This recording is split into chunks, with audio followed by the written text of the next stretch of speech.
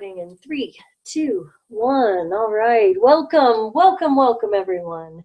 Thanks so much for being here today on this amazing day where life is occurring, as we're talking about this energetic life and the daily detox. This is part 3 in our series, and I'm so grateful that you're here with me today as we delve more deeply into, let's see, it wasn't lions and tigers and bears, oh my. It was viruses, funguses, molds, oh my. So, and what are some of the remedies that allopathic medicine gives us, that those things can cause some real harm, some real physical harm, emotional harm, and how we need to add to our daily detoxes some of these thoughts, some thoughts about detoxifying from the antibiotics that we may have taken. And specifically today, we're talking about a group of antibiotics that are called the fluoroquinolones. And we're speaking today with Jack Autry, who has a story to share with us and also some really good detoxification information that he has investigated for himself to help him overcome a crazy Cipro story. So we're talking specifically today about Cipro. And I want to welcome Jack Autry to the call today. Jack, are you there? Hello, thank you. I am here, Lisa. Thank you for having me on. It's a pleasure to host this show for you, and our good friend Ingra was instrumental in bringing us together, and I think both of us are kind of gobsmacked with the information that you're sharing and that we're learning, or we've known for a while that these are pretty heavy-duty antibiotics, and please, I want you to jump right in and share your story with us, Jack. Yeah, I'll be happy to do that. I just want what I believe that I have gone through is, through my research, what I found out is nothing, literally nothing, after you hear my story. I believe that this is nothing compared to what the majority of other people who have to fight this battle actually go through. So my story begins when, back in March, I was up in the middle of the night and I was in my driveway and I turned around to walk back into my house and I heard a pop. And that pop was my Achilles tendon. I didn't realize it. I thought I had been shot. The noise is unmistakable. It sounds like a gunshot, and I fell to the ground. When I reached down and didn't find a hole, I knew exactly what had happened, and I got up and crawled back into the house and waited to go to the emergency room. And after a couple of days and talking to and getting ready for surgery, I was talking to a PA, and I specifically asked them, is there any reason why this should have happened? Like, as I've said to other people, I'm neither physically fit nor unfit, but I was not out running the mile. I was not out playing basketball or anything of the sort. I was just walking in my driveway.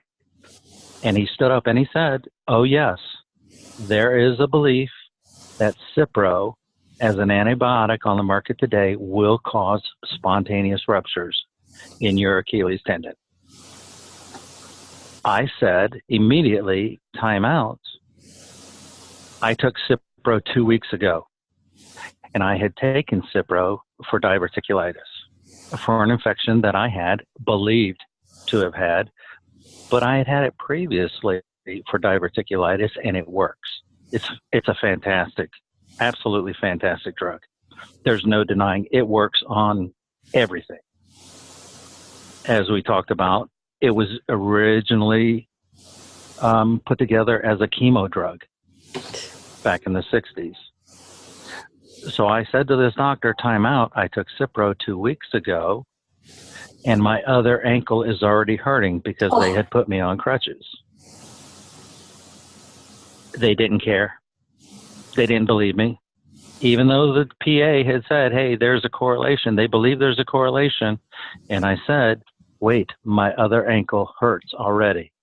The response was, well, you're using that ankle much more than you did before. Okay, I went with that. Well, when I went home before surgery, I started doing the research on Cipro. And what I found out was absolutely horrific. The fact that they prescribe this drug to people who don't require it. I've heard several people say it's like prescribing a shotgun for something that requires a water pistol. Wow. It's that big of a difference. And I went in for surgery. And even when I went in for surgery, I was telling all the doctors, all the nurses, I want to let you know I took Cipro. I want to let you know my other ankle already hurts. Because even at this point, I started to draw a correlation and started remembering all of the other times I had taken Cipro. Well, I had surgery, a successful surgery. They did a fantastic job. And 2 days after surgery, I stood up from the couch and tore my left Achilles tendon as well. Oh, my word. And that's when I knew. That was when I knew beyond a shadow of a doubt that it was a real thing and that there was absolutely no going back, and I was scared to death. Wow. So what did you do? Initially, I panicked. Yeah. I straight up and honest, I fell to the ground and I panicked and I lost my mind. Oh. I believe that there is no closer step to having post-traumatic stress disorder than I was in at that moment, because I was alone. I had no idea what I was going to do. I had stairs that I had to climb every day, and I knew that I had torn my second Achilles tendon within 5 days and that I could no longer walk. Oh my gosh, Jack, that is outrageous. Well, and that it becomes more outrageous. oh, okay. Please continue on. Well, I was in the emergency room a couple of days later, because that was as soon as I could find somebody to take me to the emergency room.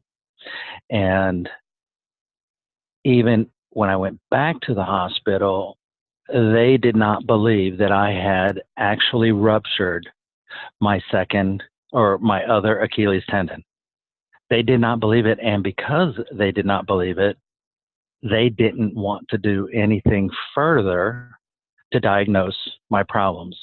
And the reason they didn't want to diagnose the problem was because they did not believe me when I said Cipro caused this.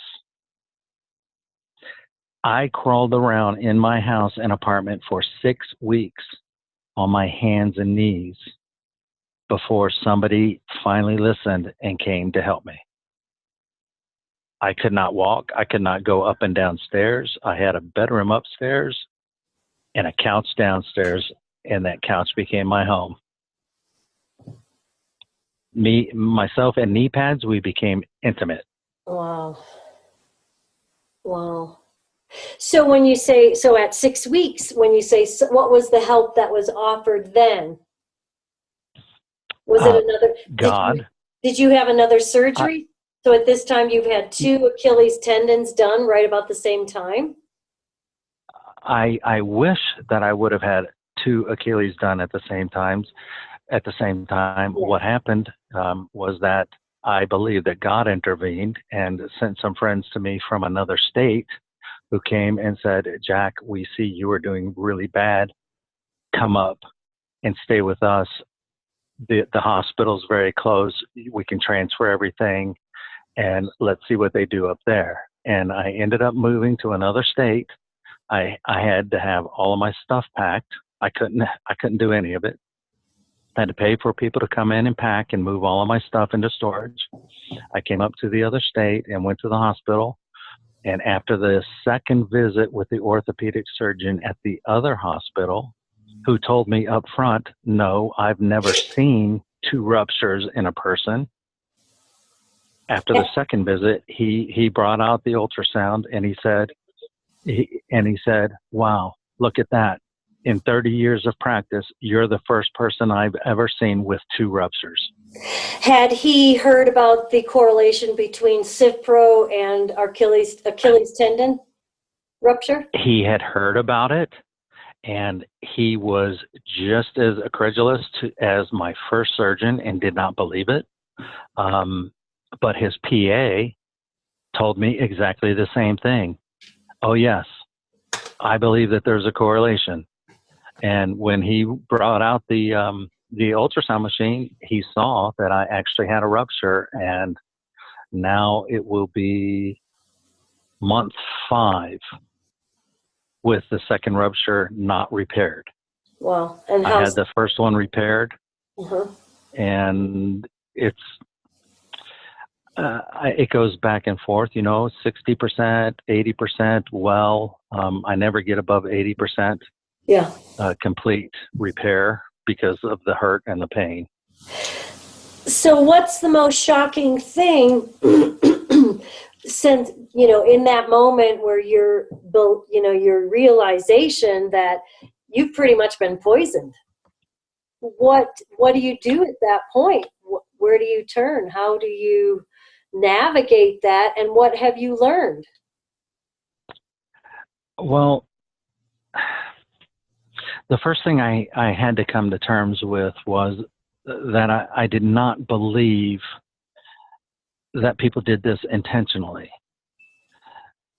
And money is the root of all evil. I strongly believe that money is the ultimate cause. But the more I looked into what was happening to my body, initially I didn't realize, or I didn't know, that there was such a thing as detoxing.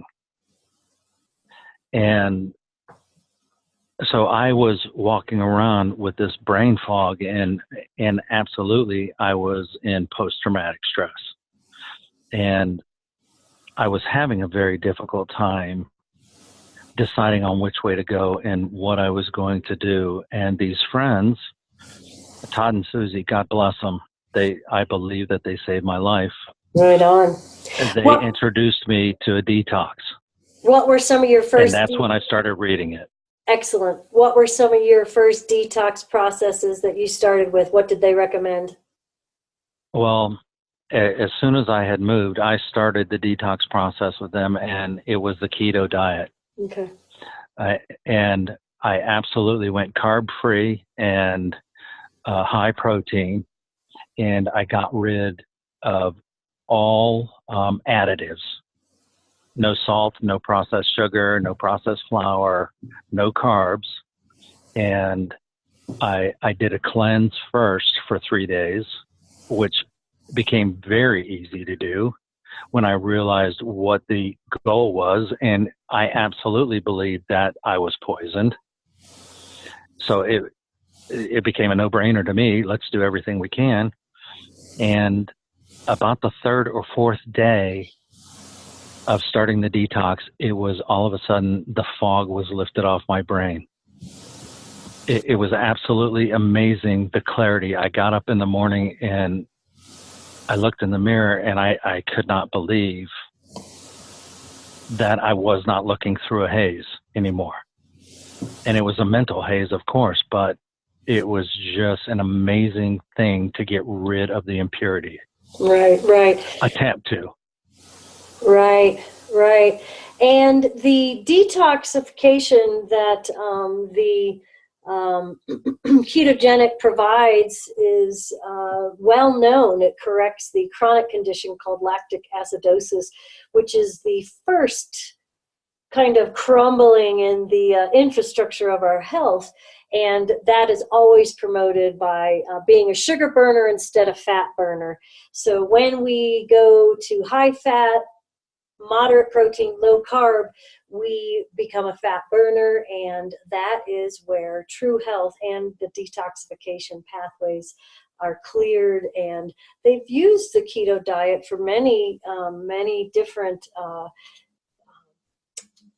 challenges, including epilepsy. They've had success with cancer patients, and now you're telling me about the detoxification benefits that it has as well. I've been in keto for more than 2 years. I gave up grain. Wow. I gave up grains about 3 years ago, and because I felt toxic all the time, and I've been, very careful about what I eat for more than 20 years, or so I thought. But I do believe that the grains are toxic, and certainly we are way over medicated, and the rampant use of antibiotics is just outrageous. Let me ask you, Jack, did you do a round of prebiotics, probiotics when are you making sure that to get that gut biome? When we're always talking about keeping our health, we realize the importance of healthy gut. Do you see a correlation, like in your personal healing journey, about? So, as I started the conversation by saying that I really have not had the overwhelming effects of the toxicity, the fluoroquinolone toxicity that other people have had.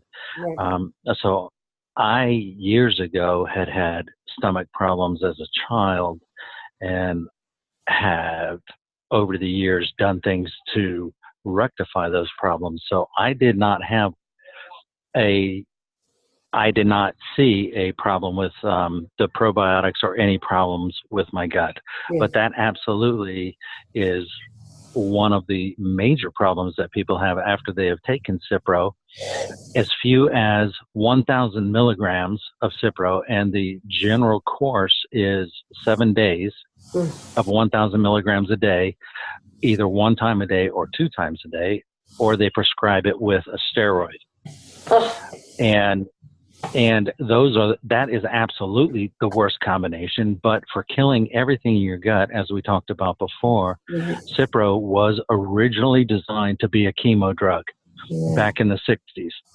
It was introduced as an antibiotic in the 70s. And this drug has been around so long, they have substantial data to back up everything that we say about how lethal this drug really is. And it's one of 5 in the class of fluoroquinolones. It's just horrific, and all 5 have done the same thing. Wow. Right. And that is key in so much of this prescribing of this. People, they're not realizing that they, our toxic overload goes up and up and up. And then it becomes the perfect storm of, I take this one now, and that is what pushes us over the edge.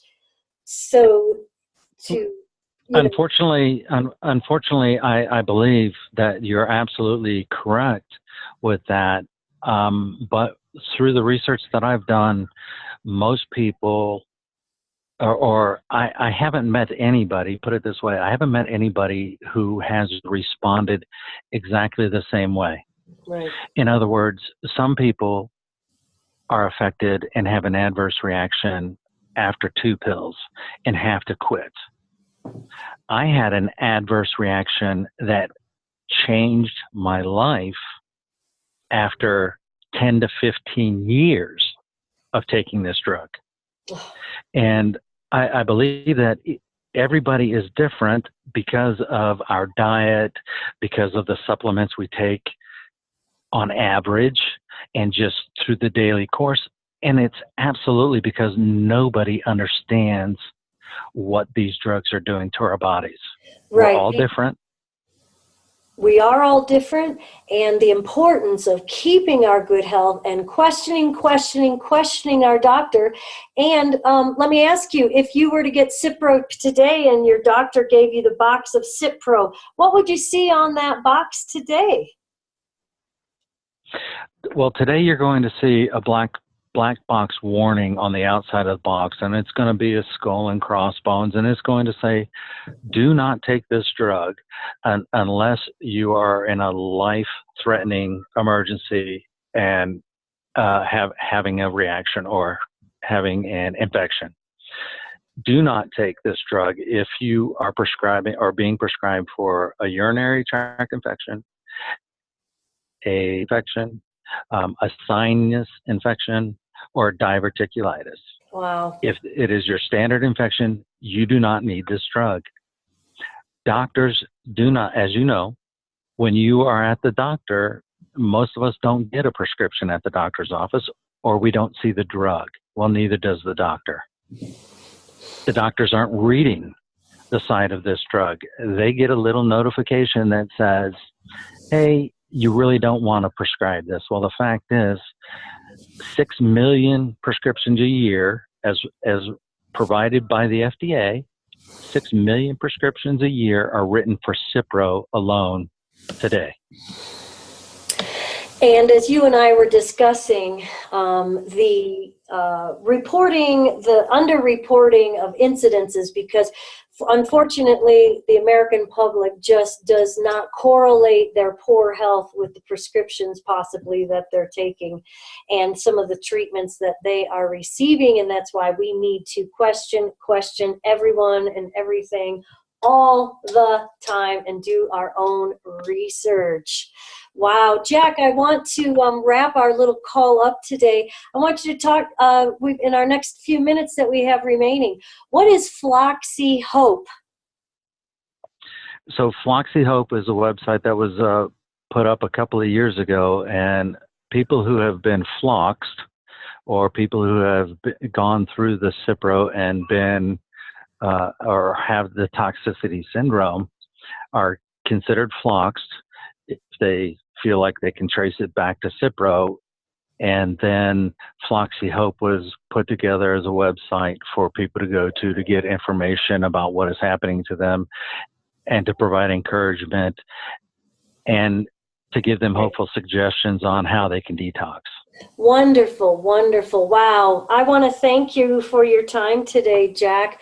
We're about to lose our call here, and I'm so glad. I really would love to continue this conversation in the future, and I want everyone to check out the Floxy Hope. Those of you who are on the video call, you can see that I have it right here.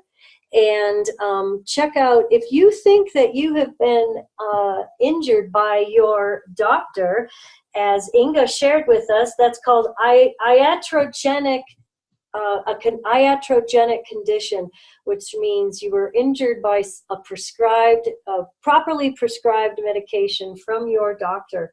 More than close to 300,000 people die a year from iatrogenic challenges, and as our friend Jack has shared, also it can be physically, emotionally debilitating.